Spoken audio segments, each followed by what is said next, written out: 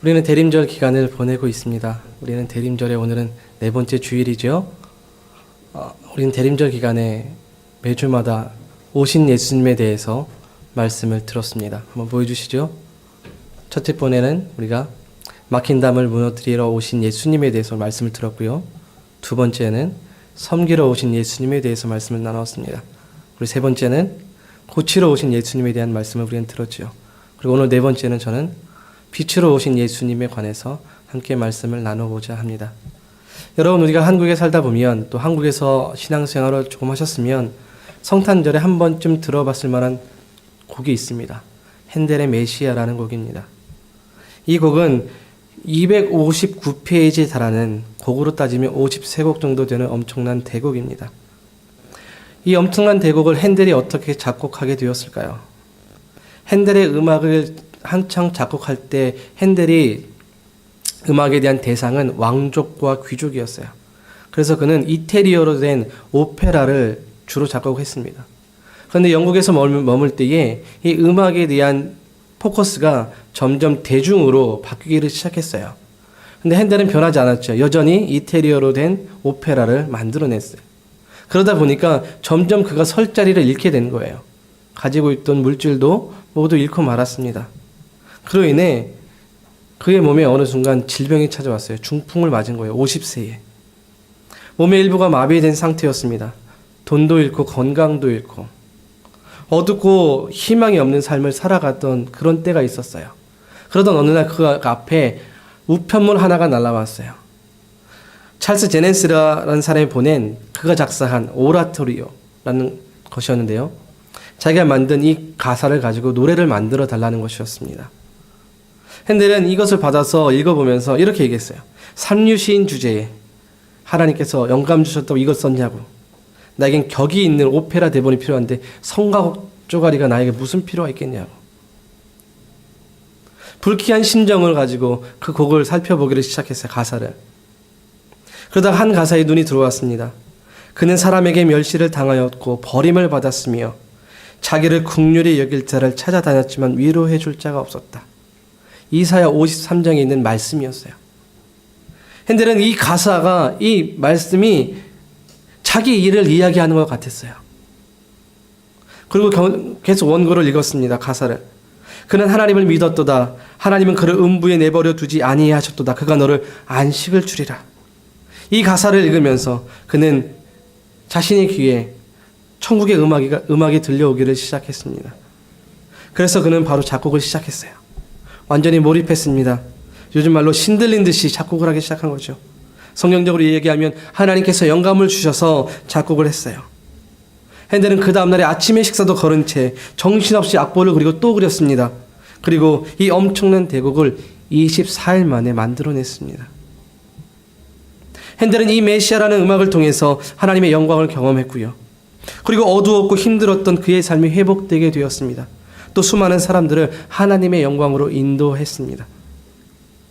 우리가 읽은 오늘 본문 이사야서 9장의 말씀, 암흑 속에 살아가던 이스라엘 백성에게 회복과 희망의 메시지를 던져주고 있습니다. 핸델이 자신의 재산을 잃고 건강을 잃고 좌절하던 그때에 메시아라는 곡을 통해 희망을 얻은 것과 비슷한 거죠. 오늘 본문에 나타나는 이스라엘, 그들이 처한 상황은 어떻습니까? 오늘 본문의 배경은 주전 750년경 북이스라엘의 아수르의 침공을 받아서 스불론과 납달리 땅이 무참히 짓밟혀 황폐하게 된 때였습니다. 이뿐이 아니죠. 북이스라엘 멸망도 시시각각 다가오는 그런 시점이었어요.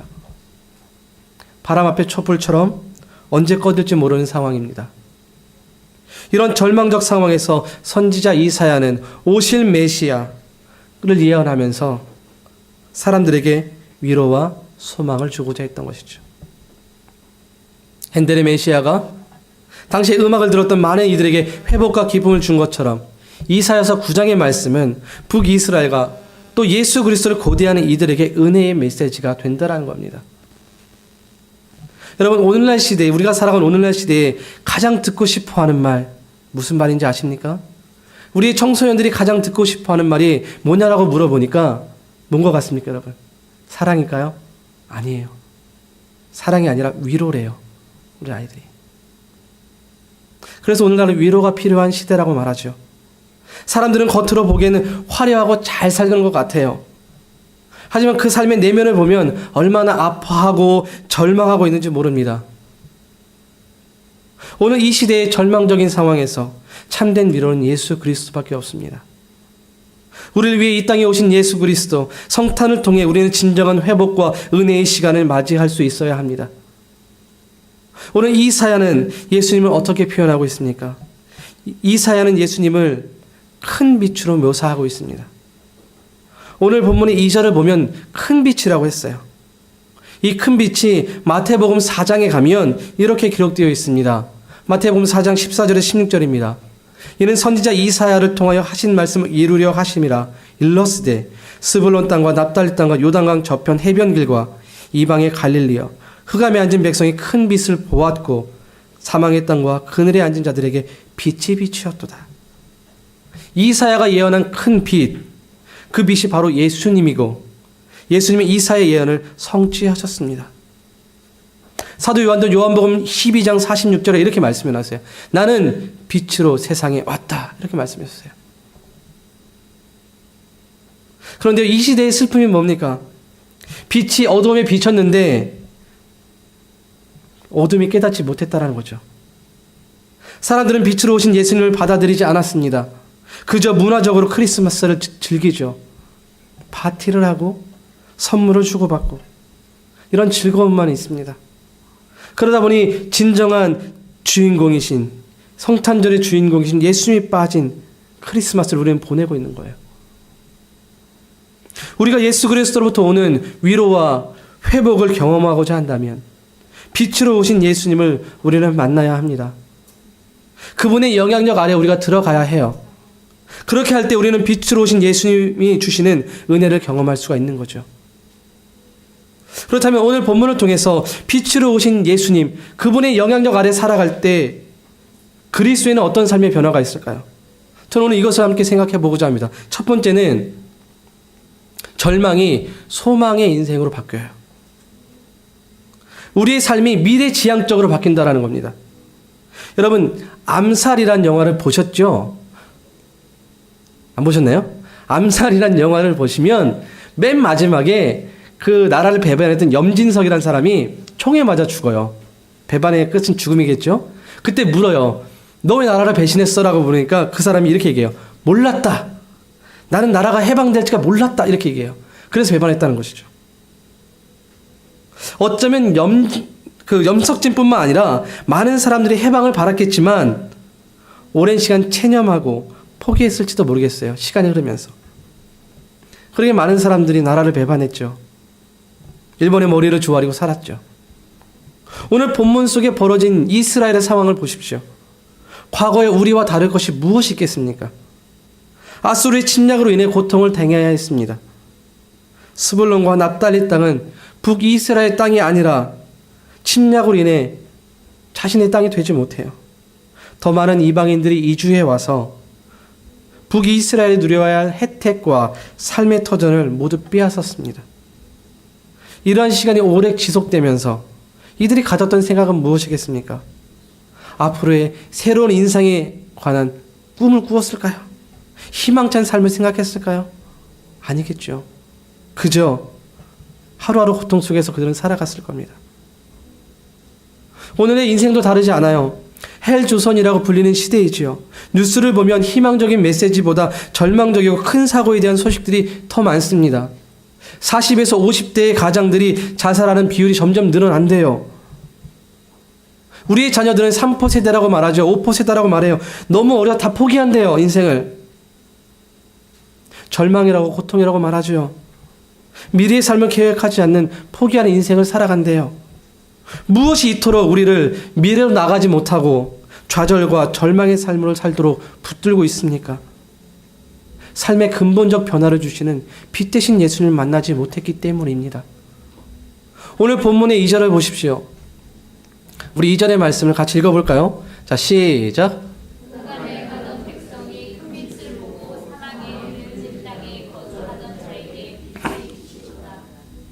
아멘. 아수르의 침략의 힘에 앞에서 어쩔 수 없이 굴복하던 이스라엘이었습니다. 그들의 삶이 암흑의 인생이었어요. 그늘진 땅에서 새로운 것을 기대할 수 없이 죽음이 그들 앞에 던져진 인생이었습니다. 그런데 그들의 삶의 변화가 일어나요. 죽음의 그림자가 거두어진 겁니다. 흑암에 살던 북이스라엘 앞에 흑암이 사라졌습니다. 어떻게 해요? 흑암과 죽음 앞에 빛이 비쳤기 때문입니다. 여러분, 빛이 오면 어둠은 당연히 물러가게 되어 있지요. 여호와 하나님께서 빛을 비춰주셔서 이스라엘이 새로운 삶의 변화를 꿈꿀 수 있도록 한 겁니다. 이들의 능력은 결코 할 수 없었던 일이에요. 여러분, 북이스라엘이 어떤 삶을 살아왔습니까? 이들은요, 자신들의 뜻대로 살고자 했습니다. 하나님보다 우상을 더 섬겼고요. 자신의 힘으로 더 나은 삶을 살아보고자 했어요. 행복하고 풍성한 삶을 위해 하나님을 버리고 자신들이 원하는 것들에 투자하며 살았습니다. 그런데 어떻습니까? 그 결과가 실패했어요. 흑암과 절망뿐이었죠. 그런 이들을 위해 하나님께서 빛으로 새로운 삶을 꿈꿀 수 있도록 하셨습니다. 절망과 고통이라는 현재의 아픔이 아니라 아픔과 절망을 벗어날 수 있는 새로운 소망을 가질 수 있도록 하셨다라는 겁니다. 여러분, 요한복음 9장을 보면 예수님께서 맹인을 고치시는 사건이 하나 등장합니다. 제자들이 그 맹인을 보고 이렇게 예수님께 물어요. 예수님, 이 사람이 맹인으로 난 게 누구의 죄 때문입니까? 그의 부모님의 죄 때문입니까? 이렇게 물어요. 그래서 예수님이 뭐라고 답하시냐면 3절에 보면 예수께서 대답하시되 이 사람이나 그 부모의 죄로 인한 것이 아니니라. 그에게서 하나님이 하시는 일을 나타내고자 하심이라. 예수님과 제자들이 동일한 지금 맹인을 바라보고 있어요. 그런데 바라보는 시각은 전혀 달랐습니다. 제자들은 그들의 시각이 과거와 현재에 머물러 있었지만 예수님의 시각은 그보다 더 나아간 미래를 보고 있었던 거죠. 그러면서 예수님께서 자신을 뭐라고 소개하십니까? 9장 5절에 내가 세상에 있는 동안에는 세상의 빛이다 라고 말씀하셨어요. 빛이신 예수님은 맹인이 가지고 있는 그 볼 수 없는 현재의 삶을 볼 수 있는 그 소망의 삶, 미래지향적인 삶으로 바꾸어 주신 것이죠. 오늘 본문의 1절을 자세히 보십시오. 북이스라엘이 고통받는 시절이 언제라고 되어 있습니까? 쭉 읽어보면 전에 고통받는 자에게 흑암이 없으리로다. 그리고 뭐라고 되어 있어요? 옛적이라고 되어 있습니다. 과거예요. 그런데 그들의 앞으로의 삶이 어떻다라고 되어 있습니까? 옛적의 삶이 영원히 그대로 유지가 됩니까? 아니죠. 옛적에는 고통을 받고 멸시를 받았어요. 죽음과 사망의 그늘 속을 걸어야 했습니다. 그러나 더 이상 그렇지 않아요. 왜요? 하나님께서 옛적에 고통받던 당신의 백성을 그들에게 새로운 소망을 주셨기 때문입니다. 빛으로 그들의 인생을 새로운 삶을 살도록 바꾸어 주셨기 때문입니다. 그러기에 더 이상 과거의 인생이 아니라 미래의 인생을 살아갈 수가 있게 된 것이죠. 우린 요즘 나가면 화려색의 조명과 트리를 보게 되죠. 교회 아래 공원에만 가도 아름답고 화려한 조명들이 또 트리들이 있습니다. 여러분, 성탄절에 왜 트리를 장식하고 불을 밝힙니까? 사람들을 즐겁게 하기 위함입니까? 여러분, 성탄 트리는 예수님이 오심을 말해주는 거죠. 이 땅 어두운 곳에 오신 예수님, 흑암의 인생, 죽음의 인생, 절망의 인생을 살아가는 많은 사람들에게 소망의 빛을 주시기 위해 오신 예수님을 상징하는 거예요. 그런데요, 많은 사람들은 이러한 의미를 모른 채 그저 즐기는 놀이와 문화로 생각하고 트리와 리스를 만들죠.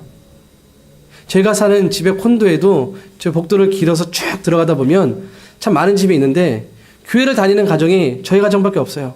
근데 다 리스가 다 끼어 있어요. 네. 이게 현실이라요. 그렇기 때문에 빛으로 오신 예수님을 우린 경험할 수가 없는 것이죠. 여러분, 그리스도인의 삶은요, 과거가 아니에요. 그리스도인의 삶은 미래를 꿈꾸는 소망의 인생이 되어야 합니다. 주님과 함께 현실을 보며 하나님이 일하실 소망을 기대하며 살아가야 한다는 것이죠.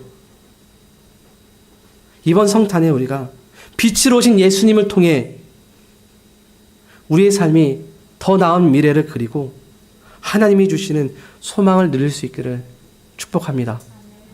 자, 한 번 더 나아가서요.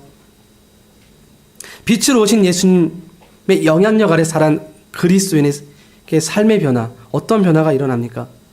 두 번째는 불가능을 가능케 하시는 역사를 경험한다는 거예요. 여러분, 우리는 기적을 꿈꾸며 살아가죠. 그죠? 영주권의 기적을 꿈꾸기도 하고요. 우리 자녀의 학업에 대한 기적을 꿈꾸기도 하죠. 기적을 꿈꾼다라는 것은 우리의 힘으로 감당할 수 없는 문제를 만났기 때문입니다. 여러분, 예수님께서 불가능을 가능하게 한 그 첫 번째 기적이 뭔지 아십니까? 바로 요한복음 2장에 기록되어 있는 가나 혼인잔치의 기적이에요. 혼인잔치에서 가장 있어야 될 중요한 음료인 포도주가 떨어졌습니다. 이 당시 이스라엘 문화에 따르면 포도주는 잔치에 빠져서는 안 되는 음료예요. 만약 포도주가 떨어지면요, 혼주가 어려움을 당하고요. 이 혼인 잔치는 우리 아이들의 말에 얘기하면 폭망해요. 그 자리에서 폭망합니다. 그때 예수님이 어떻게 하셨습니까? 물로 포도주를 만드는 기적을 베푸셨죠. 혼주가 이리 뛰고 저리 뛰어 어찌할 수 없을 때에 예수님은 놀라운 기적의 사건을 일으키셨어요. 오늘 본문의 4절을 보십시오. 우리 같이 4절 같이 읽어보겠습니다. 자, 시작.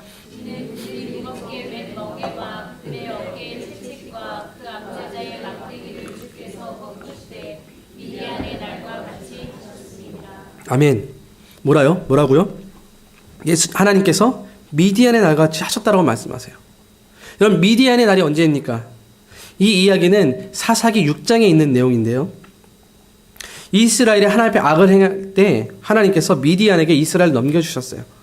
그래서 7년 동안 미디안의 밑에서 고통을 당하게 하셨거든요.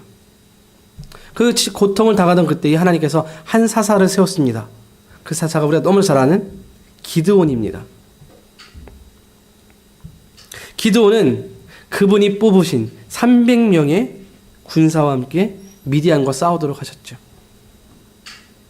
기드온이 대적해야 되는 미디안을 성경은 어떻게 이야기하고 있냐면 사사기서 7장 12절에 보면 미디안과 아말렉 동방의 모든 사람들이 골짜기에 누웠는데 메뚜기의 많은 수와 같고 그들의 낙타의 수와 많아 해변의 모래가 많은 같은지라. 엄청나게 많은 거예요. 이스라엘의 숫자와는 비교할 수 없습니다. 어떻게 전쟁을 할 수 있겠습니까? 여러분, 영화 300을 보면 강력했던 스파르타의 군인들이 결국 어떻게 돼요? 페르시아의 대군 앞에 결국 무너져요. 그런데요, 하나님이 이끄신 기드온의 300명의 군사는 달랐습니다. 하나님은 300명밖에 되지 않지만 이 적은 군대로 13만 5천 명이라는 대군을 물리치셨습니다. 도저히 불가능하다고 생각했던 일이 하나님으로 인해 가능하게 된 것이죠. 여러분, 북이스라엘이 아수르의 압제 속에 살아가요. 그들 스스로 벗어날 힘이 없고 능력이 없어요. 그런데 빛 대신 예수님께서 그들의 불가능을 가능하게 하십니다. 오늘 본문 3절을 보십시오.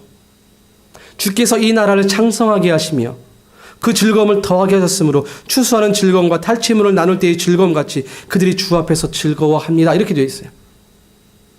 여러분, 북이스라엘 추수하는 즐거움이 어디 있겠습니까? 그들이 전쟁에서 이긴 자가 누리는 전리품을 얻는 기쁨이 어디 있겠습니까?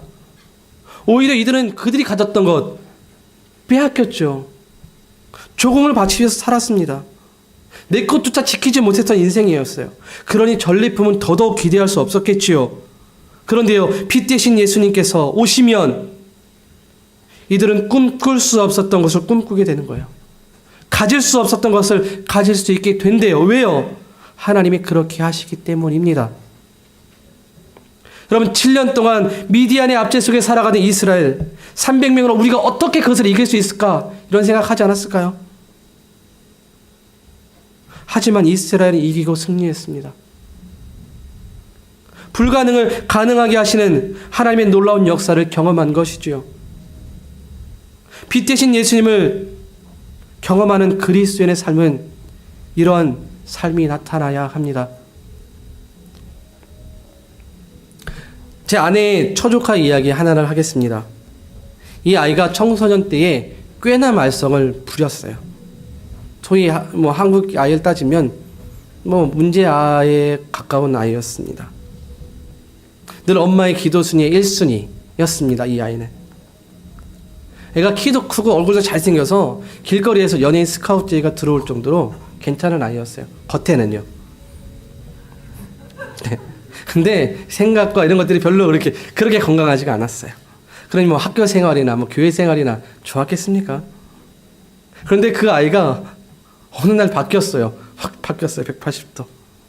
교회 잘 가지 않고 그제 그랬던 아이가 공부가 관심이 없고 꿈이 없었던 아이였습니다. 무엇이 이 아이를 변하게 했을까요?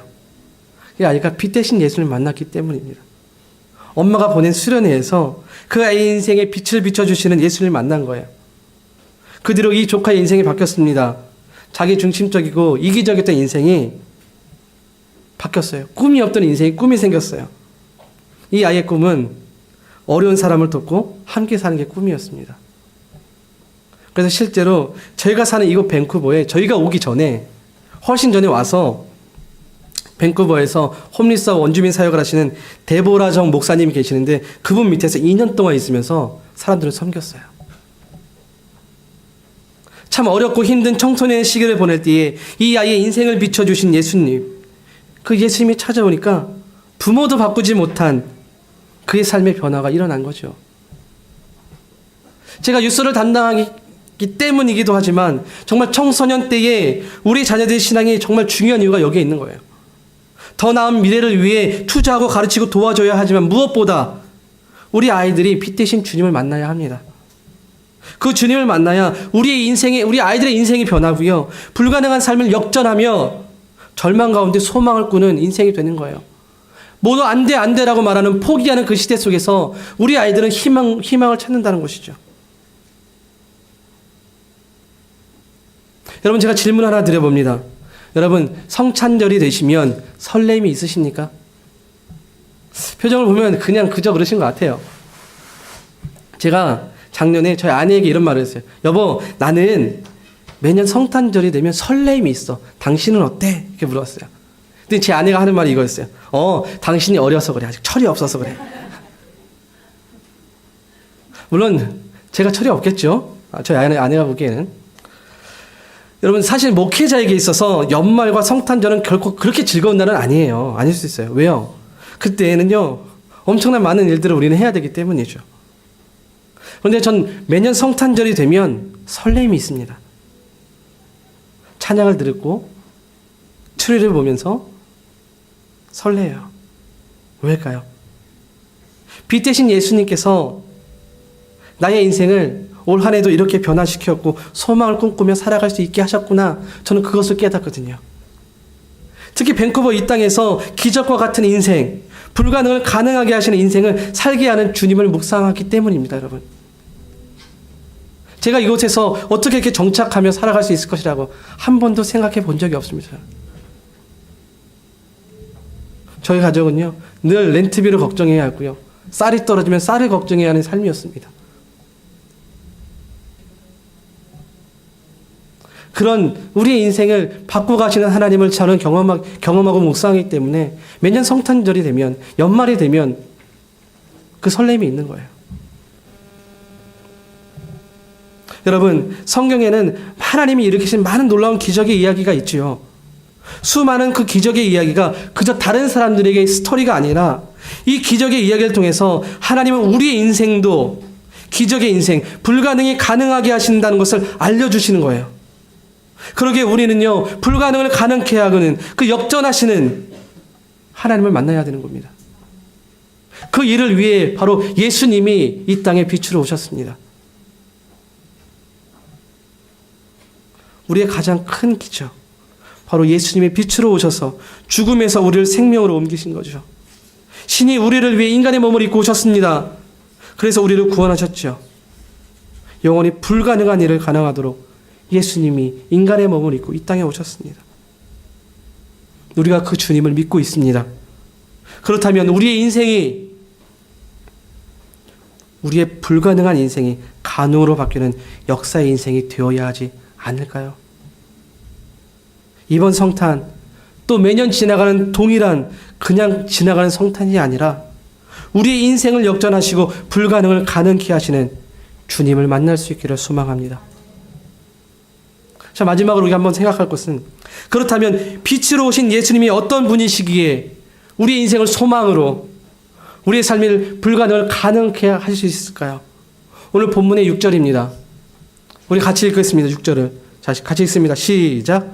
이는 한 아기가 우리에게서 나고 하나를 우리에게 주신가 하였는데 그의 어깨에는 정사를 메었고 그의 이름은 기묘자라 보사라 전능하신 하나님이라 영존하시는 아버지라 평강의 왕이라 할 것이니라. 아멘.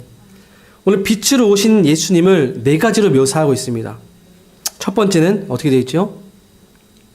기묘자라 모사라, 원더풀 카운슬러입니다. 세번역 성경에서는 놀라운 조언자라고 번역했어요. 주님은요, 완전한 위로자이고 상담가입니다.